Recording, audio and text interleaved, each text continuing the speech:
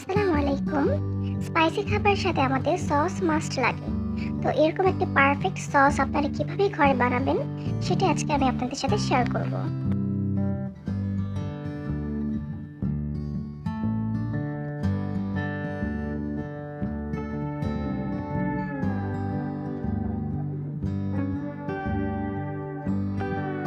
Tomato সসে একটি perfect colour আসার জন্য আমাদেরকে অবশ্যই টুকটুকে লাল রঙের টমেটোগুলো ইউজ করতে হবে।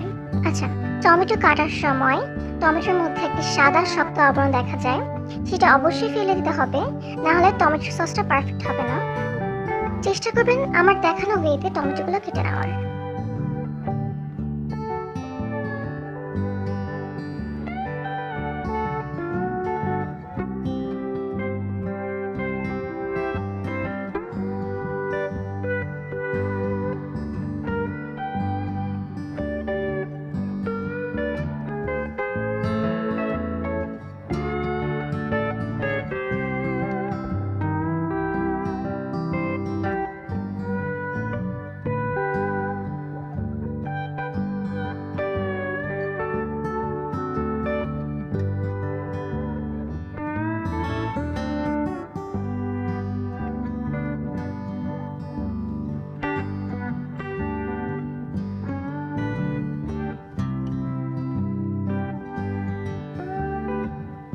সবগুলো টমেটো ভালোভাবে কেটে নেওয়ার পর এগুলোকে এখন আমি সেদ্ধ দেব।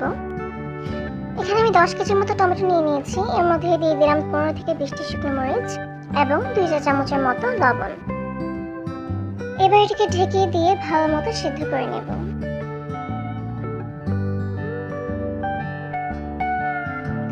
এই তো আমার টমেটোগুলো খুব ভালো মতো সেদ্ধ হয়ে গিয়েছে। এবার এগুলোকে আমি ব্লেন্ড করে নেব। ভালো মতো ব্লেন্ড করে নেওয়ার পর এবার একটা স্টেইনারে নিয়ে টমেটো পিউরিগুলো ছেঁকে নেব।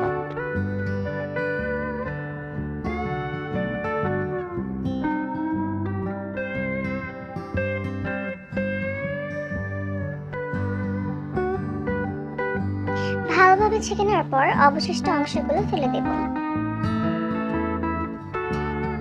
তো এইভাবে আমি সবগুলো টমেটোর পিউরি ছেঁকে নেব। তো এখানে আমি খুব বড় সড়ো একটি হাঁড়ি নিয়ে নিয়েছি। এর মধ্যে আমি সসটা করব। এর মধ্যে আমি ছেঁকে নেওয়া টমেটো পিউরিগুলো নিয়ে নেব। কিছুক্ষণ ভালো মতো নাড়াচাড়া করার পর এর মধ্যে আমি দিয়ে দেব 2 চা চামচের মতো সাইট্রিক অ্যাসিড।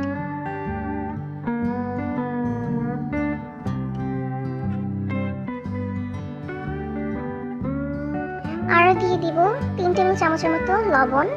আপনাদের কম বেশি লাগতে পারে, আপনারা আপনাদের টেস্ট অনুযায়ী দিবেন।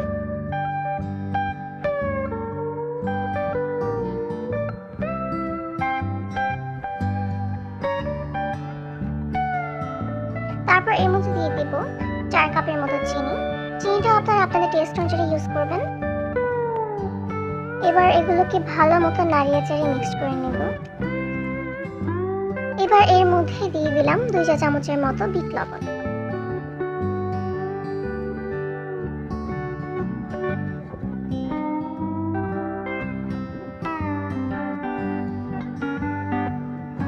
এবার একই পাত্রে 1 কাপের মতো ভিনেগার এবং হাফ কাপের মতো অ্যারোরুট পাউডার দিয়ে ভালো মতো মিক্স করে নেব।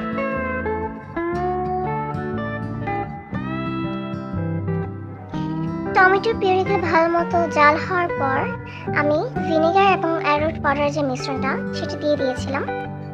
এখানে মিশ্রণটি ঢালার ভিডিও স্কিপ হয়ে গিয়েছে। এরপর আরো কিছুক্ষণ জাল করার পর যখন দেখব এর কনসিস্টেন্সিটা ঠিক এরকম ঘন হয়েছে, ঠিক তখনই চুলাটা অফ করে দেব। এর থেকে বেশি ঘন করার প্রয়োজন নেই, কারণ ঠান্ডা হলে আরো ঘন হবে। তো আমার আগে থেকে সসের একটি বোতল ছিল, সেটির মধ্যে আমি ঢেলে নিচ্ছি। আপনারা অবশ্যই চেষ্টা করবেন কাঁচের কোনো বোতলে ঢেলে সংরক্ষণ করতে।